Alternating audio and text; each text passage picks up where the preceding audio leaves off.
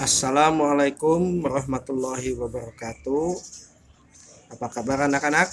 Semoga kalian selalu sehat selalu, baik jasmani dan rohani.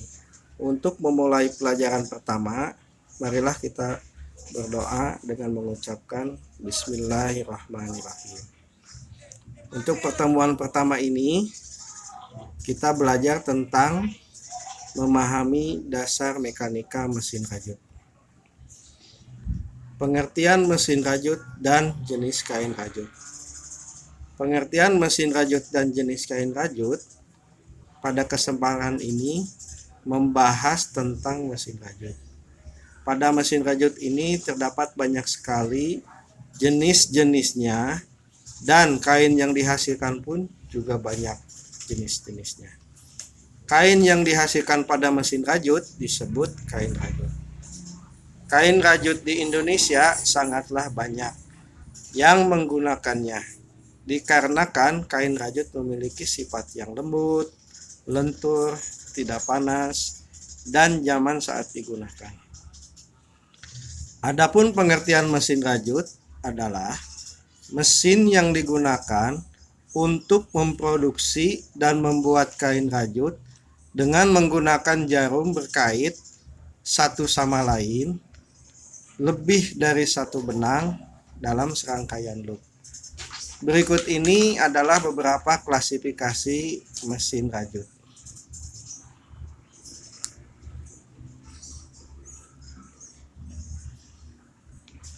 Bisa kalian lihat bahwa mesin rajut itu berdasarkan arah jeratannya bisa dibagi menjadi dua jenis. Yang pertama mesin rajut pakan, yang kedua mesin rajut besi. Untuk mesin rajut pakan dibagi lagi menjadi dua bagian, yaitu mesin rajut datar dan mesin rajut bundar.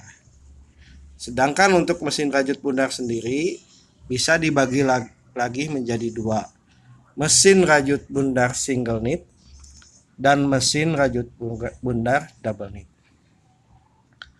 Sedangkan untuk mesin rajut lusi bisa dilihat nomor 1 ada mesin rajut lusi Russell, kedua mesin rajut lusi tricot, 3 mesin rajut lusi dengan peluncuran pakan, 4 mesin rajut lusi dengan jakar. Jadi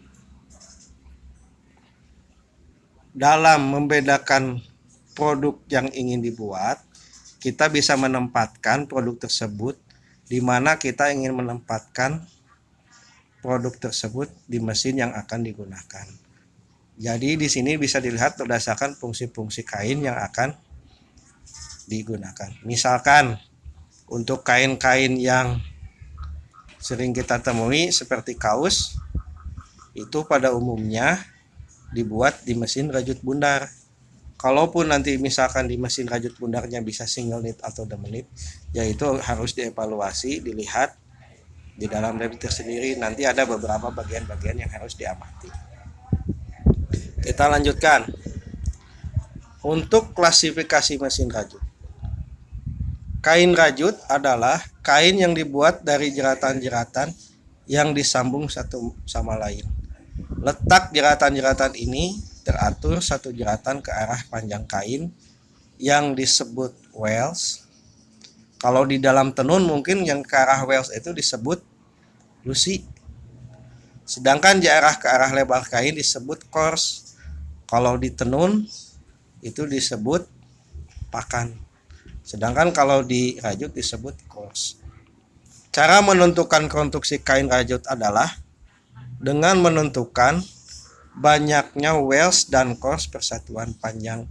Kalau di whipping misalkan total pakan per inch, atau di lusi total lusi per inch. Sedangkan di rajut wells persatuan panjang atau course persatuan panjang. Lanjutkan. Beberapa perbedaan kain rajut dan kain tenun antara lain letak benang pada kain tenun lurus, sedangkan kain rajut tidak, atau kepadatan kerapatan kain tenun lebih rapat. Bentuk jeratan pada kain tenun bukan simpul mati. Sedangkan untuk pengujian kain rajut biasanya dievaluasi di bagian lab tekstil adalah menilai sifat-sifat dari kain rajut. Hal-hal yang diuji antara lain berapa jumlah kos persatuan panjang, wells persatuan panjang, panjang jeratan jadi panjang loopnya gitu ya. Jadi berapa misalkan kekuatan sobek, tebalnya kain. Juga perubahan ukuran karena pencucian. Karena di rajut sendiri kalian tahu dia mempunyai sifat apa? Kalau di tenun itu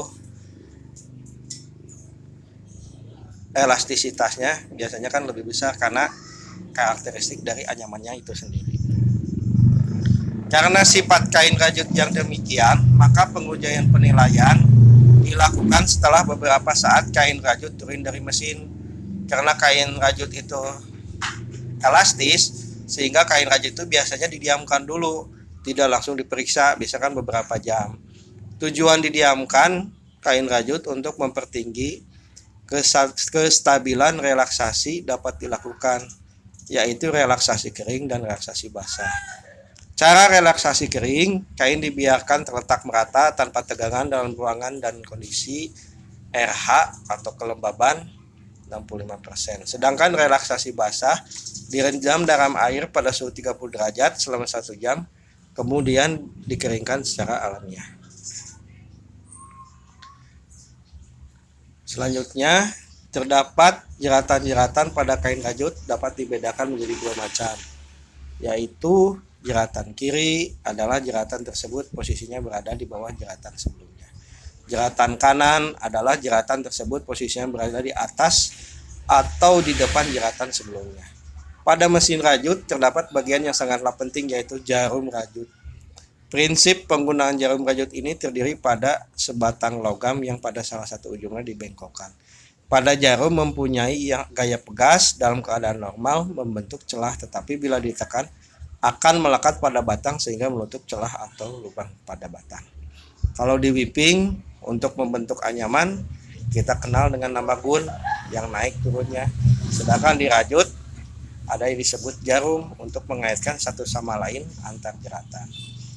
Ada 4 macam jarum, yaitu jarum janggut atau braid spring needle, jarum lidah latch needle, jarum gabungan compound needle, jarum kepala ganda atau link needle.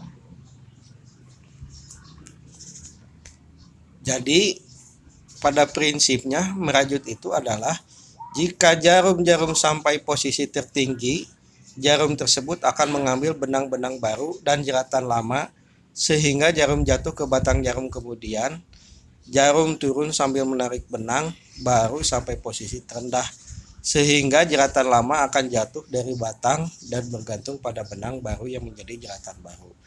Prinsip ini diulang untuk membentuk jeratan sebelum sampai membentuk helai kain.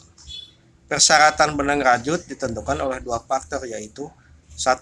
Penggunaan mesin atau proses mesin rajut. Benang harus diproses oleh mesin rajut dan memberikan hasil yang lebih baik. 2. Penggunaan akhir dari kain rajut tersebut, bahwa benang yang digunakan dan kain yang dihasilkan harus dapat dipakai dengan memuaskan, baik ditinjau dari segi teknis maupun ekonomis.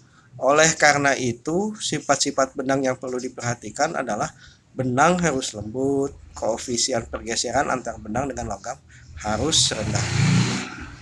Mungkin untuk pertemuan ini kita cukupkan dulu, mungkin hanya pengenalan. Tapi sebelum ditutup ada tugas, yaitu carilah minimal 5 contoh kain rajut berupa gambar. Jadi kalian lihat ya di searching di Google contoh-contoh kain rajut. Kain rajut itu dibuat di mana? Kain rajut lusi atau kain rajut pakan? Terus kalian spesifikasikan lagi lebih rendah. Maksudnya di lusinya itu masuk ke mana? Misalkan tadi ada rasel, ada trikot. Kalau misalkan di pakan masuknya ke mana?